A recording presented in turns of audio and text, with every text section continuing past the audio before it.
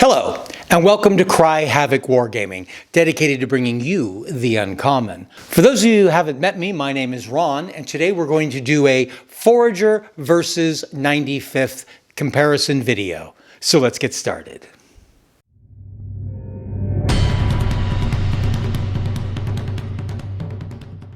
It's become popular in the present day to lean more and more towards skirmish level wargaming, and I also think skirmish wargaming is a very good start for anybody who's either getting into tabletop miniature wargaming or who is getting into a new period. It requires far less materials, far less scenery, far less terrain, far less figures, and so what we're going to do right now is I'm going to compare two games designed for Peninsula Napoleonic Wargaming. And the two games we're going to compare is Forager by Stand 2 Games and 95th, relatively brand new, by 2 Hour Wargames. I thought what I'd do is go to and talk about some of the similarities between the two games first before we get started. So both of these games, as I just mentioned, are individual level skirmish wargaming. What I mean by that is you have no more than a handful of figures on each side, typically. Actually, 95th allows you to change the amount based on the level you're playing at and the level your character you're playing. But it tends to start with 4 or 5 figures, and then it can move up to playing a platoon.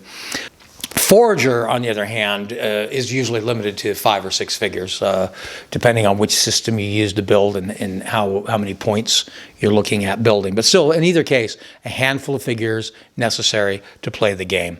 I'm talking aside. There are several different 2 Hour Wargame games, and some of those go into other areas. And Forager has some rules for playing other forces off the peninsula if you want, and there had been discussion of creating a French-Indian War version, which, to the best of my knowledge, has not occurred. But as they stand right now, are set pretty much within the Peninsula War portion of the Napoleonic Wars. They are both very quick to learn. They're easy play games, and they both give you a relatively quick and speedy game time. In fact, it's right in the name of the company for 95th with 2 Hour Wargames. So both of them have those things in common. They also are both designed for narrative wargaming. They both come at that in an entirely different direction, and we'll talk about that, but they're both built for narrative and for telling a story and not for just competitive wargaming. In fact, they'd both be probably pretty poor for a tournament-style game. So what are the differences then? Let's talk about some of those differences. The biggest area where the two games difference is their level of crunchiness and mechanics and how the rules work. Forager has, neither of them are horribly crunchy, but this one has substantially more usual war game sort of rules and crunchiness than 95th, I don't have my actual book yet, than 95th has. 95th, in fact, has almost no rules, very, very lacking in crunchiness. So completely opposite on that. They're both quick games to play, but there is a huge difference between the speed. In fact, I would argue 2 Hour Wargames is kind of misnamed. I don't know how it could take you 2 hours to play this game, to play 95th. You can play several, what they call encounters, which most games would refer to as a skirmish or a scenario. You could play a number of those within 2 hours. It is very, very fast. It has 2 different ways of playing. We'll talk more about that when we talk about the game, but either of them are both very, very quick. And then the other big difference is their campaign systems. I'll go into a little bit more discussion on that when I talk about the individual games as well. But their campaign systems are entirely different. The campaign system of Forager is its weaker aspect. It seems a little tacked on. 95th, it's its greatest strength. So completely different on those scores too. The other difference comes into the character development. They both use very few traits. They're very similar in that fashion. They both give you additional attributes or traits you can take that are individual to the character to give you a little more individuality. That is very limited in 95th. There's just a handful of things like Hawkeye or Skittish. I think there's 4, in fact. It's really, really low. In Forager, there's pages of traits, and they even break them down into battle traits, command traits, personal traits. And then there's various equipment. And when I say equipment, I don't just mean the normal equipment of war that any soldier would be expected to carry, but there's additional things that you can get that give your character various advantages or disadvantages or make him a little bit more unique and tell a little bit more of his narrative story. So they're both different on that. The mechanics, again, as I've mentioned, they're both very, very similar systems, using just a few attributes for each character with very few rolls necessary. They both do have to hit rolls and then a sort of saving throw roll. Similar in that. The mechanics for everything is pretty much stays constant through 95th. So how you do something doesn't tend to change. There may be different charts that you look at, but the basic system and the mechanics and what you have to roll and how many dice stays pretty much the same. A little bit more alter and change in Forager. 95th is built around using a D6 and regular dice, whereas Forager is built around using D10s. Most of what you do in 95th all relies upon your reputation. That's your single most important stat, is reputation, and you roll that to hit. You roll that to do almost everything, is rolling based upon your reputation. Forager uses mostly their combat skill and their what they call fieldcraft. So combat skill you'll use to hit your opponents, fieldcraft you use to defend yourself for your saving throw, to load your weapons you use fieldcraft, to repair wounds. Any of that comes out of fieldcraft. What are the game's various strengths? We'll start first with Forager. I really enjoy Forager, and I've enjoyed it from when I first started to play it when it came out. Very, very enjoyable game, very, very narrative feel while you're actually playing your battles. I'm going to give it what I think is a very big compliment. I'm a big fan of Sharp Practice by Two Fat Lardies, a game that's designed to bring the narrative feel of the fiction of that period to life. And as much as I like Two Fat Lardies and as much as I like Sharp Practice, I actually think Forager gives that narrative novel feel better. It definitely feels more like an adventure when you play it. The things that happen on the game, the results of the various charts, really, really are good at carrying not only a narrative feel, but a specifically novel, fictional sort of over-the-top narrative feel. Very, very good at that. That is certainly one of its greatest strengths. The various character feel. Those various traits I mentioned earlier are, besides having large amounts of them, some of them are great. The guy might be a coward. He might love battle. The equipment might be a dog. He might have a dog. He might have a holy icon, and that holy icon will actually give him an extra roll to help him. And if he fails the roll ever, he loses his faith in the item. Really a lot of character built right into the various equipment even. And beyond that is I sort of hinted at this earlier, every time hits are made in the game, you roll on either the Butcher's Bill or the Reckoning chart.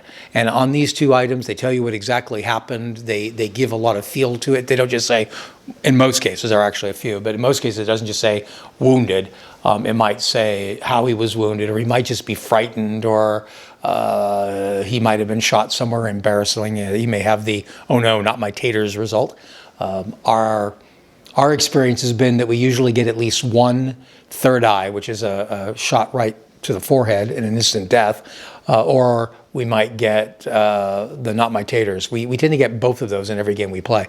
But the other things will resolve and change. Some of them may destroy your equipment. They represent that ball that ends up hitting a badge or your bayonet or something and destroying your bayonet, and therefore that bayonet saves your life. That's built right into the game and helps build and really give you that character narrative feel of a game and make it, again, as I say, feel very much like a book. Very, very well done. There's also one more random encounter, or one random chart on it. Occasionally when you roll on the Butcher's Bill, you will be directed to roll on the battle event, and that gives other things that can occur to add a little bit more flavor and narrative feel to your battle, and to change it from just a normal two bodies facing each other war game. All of that very, very strong with Forager. Now 95th. One of 95th's greatest strengths is also one of the things that kind of scares me about it, and that is how incredibly simple and quick play it is. In fact, if I understand it right, 2 Hour Wargame is making their system simpler. In the other rule systems I have, I'm seeing a pattern. Nuts is a World War II version of the rules, and it feels in many ways more like a normal war game, with the exception of its reaction system, which is the greatest strength of the 2 Hour War Game system in general. Reaction allows you to take yourself out of that you go, I go feel, or even a card-directed feel. It allows people to respond to what their enemy is doing on the field. And it's probably the greatest strength of 2 Hour War Game. But other than that, the game works like you're used to with a war game, with measurements for the ranges of your weapons, measurements for movement. In the back of the book, there are 2 new optional ways of playing the game. And that is the battle board system, or a combined a version that's somewhere between the 2 systems. And I'll go back into what that means more. But 95th has changed. The battle board is now, it still has the option of doing a more complicated version, but the battle board system is its basic game. That's what's written in the initial rules. So the battle board makes it feel almost more like a role-playing game. It's more like this is just the encounter that you have, and it's just to deal with that one little combat. It all takes place on a 12-inch by 12-inch square. There's not a lot of concern for how you move. You're not doing tactical movements to outdo one another. There's no range issues, and it's very, very simple. I'm not sure yet what I think of that. I don't know that I'll continue using it. I find it a little too simple, but if you're looking for a very simple rule, there's no doubt that you'd be happy with 95th on that. Also, because of that, it's also very, very quick. I think I alluded to that earlier. It is far quicker than Forager.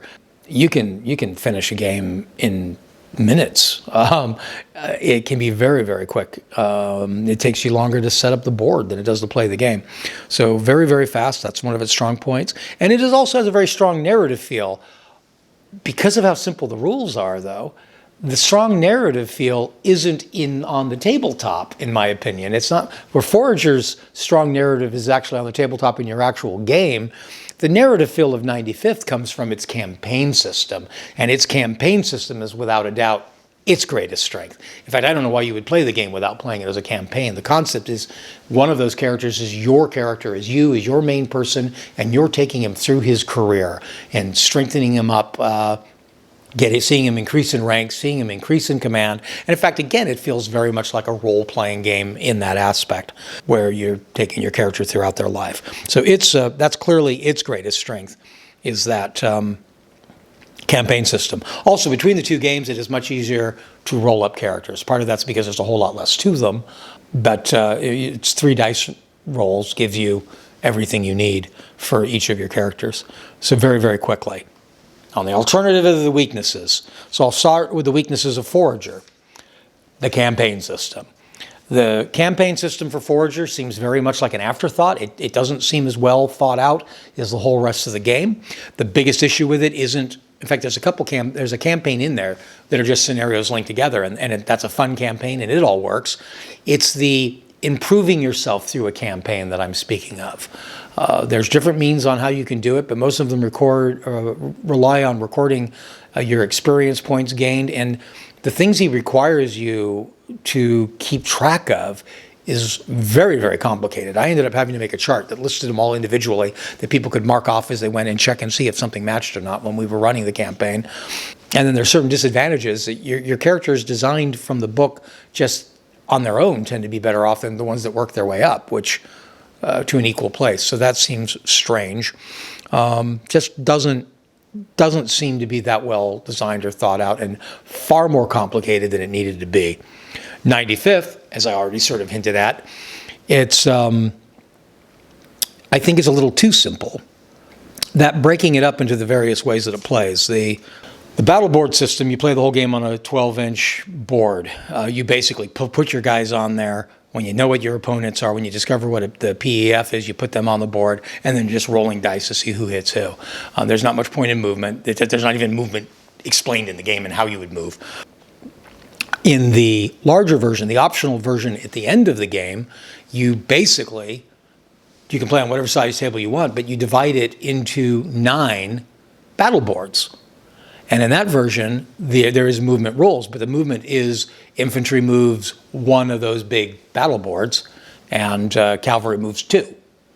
You can't confront your enemy or spot your enemy until they're on your battle board. So suddenly there's no ranges in the game anymore because it's all based on that 12-inch battle board.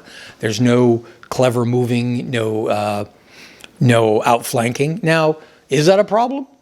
It strikes me as one, but this is also built around as a solo game. And let's be honest, how do you outflank yourself? How do you always know what you're doing? So maybe the author decided, let's just get rid of that because it doesn't really make sense anyway, and we'll just get to the actual point. There's kind of a die roll you do to see who has the advantage, which kind of is an abstract way of giving you the advantage that you would have worked out to try to get. So I don't know. I was sort of addressing early and hinting at, this seems to be an evolution. Nuts has a whole normal, it's written like a normal game. The battle board is an option at the end, and then they have a combining the 2 systems, which is what is now the optional system in 95th. I went through Long Rifle, which came out between, Nuts isn't it? This is a 4th edition of Nuts, and it's been around for years. But Long Rifle came out between Nuts and between 95th. And again, it has measurements for movement. It has ranges for the weapons, and the battle board system or the new tabletop system are both options listed in the back. It's only 95th that actually got rid of those. So they seem to be moving more and more away from it. If you want simpler, that might be an advantage. If you're like me and you feel it's too simple, what I intend to do in future games of 95th, and I intend to play the game, I have been enjoying it, but now that I've re-looked at my copy of Long Rifle, I haven't played Long Rifle yet, but when I realized Long Rifle is in between, Long Rifle gives ranges for most of the weapons that are exactly the same as what's being used in the Napoleonic period. The only real difference, I suppose, would be the rifle, and game-wise, I don't even think the rifles of the period are going to be that different. So I'm intending to use, I'm going to merge the two. I'm going to use Long Rifle's range and movement and play the game more like Nuts was written when I played 95th. But that's just me. That's my option. Something I wouldn't suggest if you're interested in trying that yourself. So, what is the point? What do we say in the end? The result basically is which of these 2 games you're most interested in or that you should look at getting is going to be based a lot on your game style, your play, and what you are after in a Peninsula Napoleonic game. If what you want to do is tell a story of your unit over the career, or certainly if you're playing, I should probably mention that, solo games, the 2 Hour Wargames are all designed around playing solo or cooperative. They're not, in fact, designed to be against each other. So perfect if you're looking for a solo game, perfect to play with your friends as other commanders of other units on your own side. There isn't really a system for that in Forager at all. So if that's what you're looking for, you'd want to go with Nuts. If you want to tell a story of a whole career, you might want to go for Nuts. If you're looking for a lot of entertainment and a lot of fun and a little bit of laughs in a battle on a given night, and you're not that concerned about just carrying it over from week to week to week, for that I would definitely recommend Forager. The actual combat aspect of Forager is more fun. So that would be what I would suggest. Solo, cooperative, long-term goals and character development and storyline, go with 95th. And if you are just looking for a little bit of fun, maybe a game to play on pizza night or something like that, then I would look at Forager. They're both enjoyable games, easy to learn, relatively easy to get. I should probably mention that any of the Two Hour Wargames products, I tend to buy them in the hard copy version, but even if you buy the hard copy version, you will be given a link to download the PDF version, so you can get PDFs very quickly. They're a little easier to get your hands on than Forager's rules. There you have it. Both enjoyable games. You can't go wrong with either. Make your choice based on what you prefer and what you are looking for in a game, or do what I've done and get both. That's always a choice too.